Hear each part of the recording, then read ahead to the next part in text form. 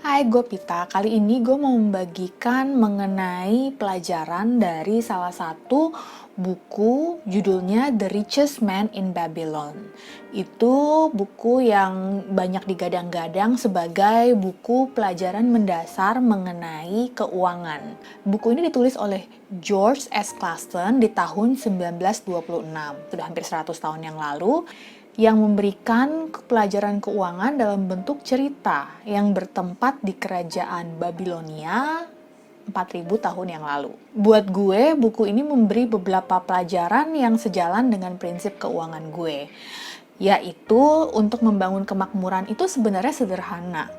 Yang dibutuhkan itu adalah tujuan yang jelas serta fokus dalam membuat perencanaan. Buku ini bercerita tentang seseorang terkaya di Babilonia bernama Arkad. Ia didatangi oleh orang-orang dan teman-temannya yang meminta dia untuk berbagi rahasia bagaimana ia bisa beruntung dan menjadi kaya raya. Padahal semua orang tahu di masa mudanya ia bukanlah orang yang berada. Nah, Arkad kemudian membagikan beberapa pelajarannya di buku ini. Yang mau gue fokus di sini adalah 7 obat dompet tipis dari Arkad, orang terkaya di Babilonia. Obat yang pertama, jangan membelanjakan semua pendapatanmu. Ini selalu yang paling awal. Ketika mendapatkan penghasilan, sisihkan setidaknya 10% atau lebih sebelum mengeluarkan uang untuk membayar kebutuhan atau biaya apapun. Inilah fondasi awal dari semua perencanaan keuangan. Karena mustahil membangun kemakmuran dan kekayaan dari sesuatu atau dari uang yang tidak ada sisanya. Obat dompet tipis yang kedua, mengendalikan pengeluaran dengan membuat budget. Mungkin ada yang bilang kita berhak menikmati hasil kerja keras kita selama ini. Ya bebaslah kita mau melakukan apa aja dengan uang kita. Nah, budget ini merupakan salah satu cara untuk mengendalikan pengeluaran kita. Budget is a permission to spend. Karena dengan budget kita bisa memperkirakan berapa uang yang diperlukan untuk kebutuhan atau keinginan kita, sambil tetap bisa menyisakan sebagian untuk membangun kemakmuran kita di masa depan. Obat dompet tipis yang ketiga, buat emas berlipat kali ganda. Ini bahasa Inggrisnya ya, terjemahannya ya. Tapi sebenarnya prinsipnya adalah biarkan uang yang kita kumpulkan bekerja untuk kita. Let the money do the work for you.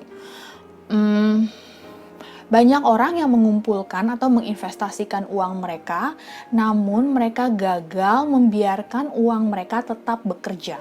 Misalnya, kalau seseorang menginvestasikan uang sebesar 10 juta dengan return 10% setahun, ya setelah 1 tahun dia akan mendapatkan 10% dari 10 juta adalah 1 juta. Banyak orang di akhir tahun begitu mendapatkan return 1 juta tersebut, mereka akan langsung menggunakan uang tersebut untuk membeli sesuatu yang diinginkan atau sifatnya konsumtif. Tidak mengembalikan uang itu ke dalam investasi sehingga bisa memanfaatkan yang namanya compound interest.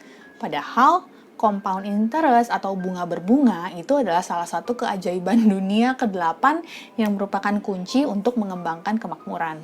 Jadi, kalau sudah untung dari investasi, ya jangan dihabiskan hasil investasinya, tapi diinvestasikan kembali. Obat dompet tipis yang keempat, waspada terhadap resiko kerugian. Jagalah uang yang kita dapat dengan peluh dan keringat dan susah payah dari kerugian dengan berinvestasi atau percaya pada pihak-pihak yang salah. Selalu cari pendapat dari berbagai orang yang punya kompetensi dalam bidangnya. Sama seperti kita nggak belajar menjahit dari tukang kayu atau cara menurunkan berat badan dari tukang masak.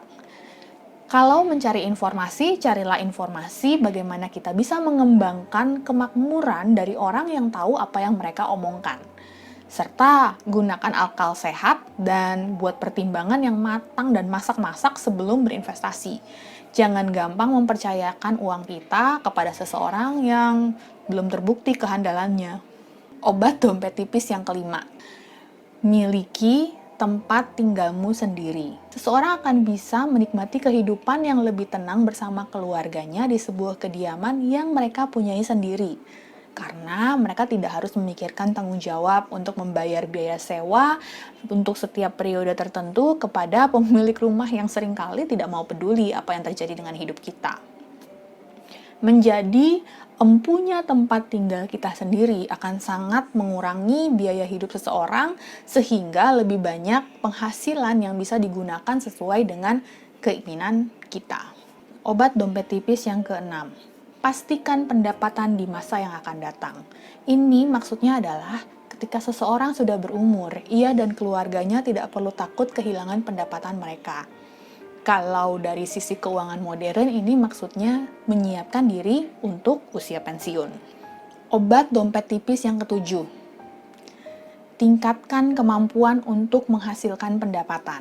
Prinsip ini sebenarnya tidak berbicara mengenai uangnya, tapi orang yang mencetak uang tersebut. Ketika seseorang berkeluh kesah mengenai pendapat mereka tidak cukup untuk membayar kehidupan sehari-hari mereka, makanya solusinya adalah orang itu harus meningkatkan kapasitasnya sehingga bisa mendapatkan uang lebih banyak.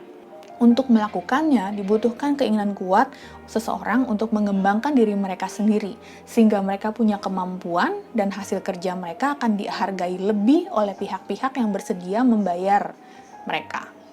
Jika seseorang terus-menerus menyempurnakan keahlian dan kemampuan mereka, maka pemberi kerja atau para pelanggan tidak akan segan untuk mengeluarkan uang lebih banyak untuk mendapatkan jasa atau barang mereka. Itulah sebabnya obat terakhir dari dompet tipis ini adalah orang, termasuk gua dan kita semua, harus terus memupuk kemampuan, belajar, dan menjadi lebih bijak. Sehingga ya bisa meningkatkan rasa hormat atas diri kita masing-masing. Bagaimana menurut lo? Mudah-mudahan 7 pelajaran dari Arkad, orang terkaya di Babylon ini bisa dipraktekkan dalam kita semua. Gua sendiri termasuk orang yang melihat prinsip-prinsip ini sesuai dengan jalan hidup gua. Yang pasti, membangun kemakmuran itu tidak mudah dan merupakan perjalanan yang panjang. Seringkali seseorang terkesima akan cerita-cerita mengenai orang-orang yang mendapatkan kekayaan mereka dengan cepat. Dan kisah itu terus-menerus diulang. Sehingga ada mispersepsi ya, bahwa kalau seseorang tidak umurnya 25, miliuner atau bilioner, maka ya orang itu adalah orang yang gagal dalam hidup. Tapi kisah-kisah ini sebenarnya hanya 0,00001% dari kenyataan yang ada. Hampir semua orang membangun kemakmuran mereka dengan pelan-pelan dan dalam waktu yang lama. Sukses itu tidak datang dalam semalam. Daripada mengejar dan berusaha menjadi seperti orang-orang yang 0,001% itu, mari kita menempuh perjalanan kita masing-masing menuju standar kemakmuran yang paling tepat buat kita. It's not about how much you make, it's about how you manage your money. Salam!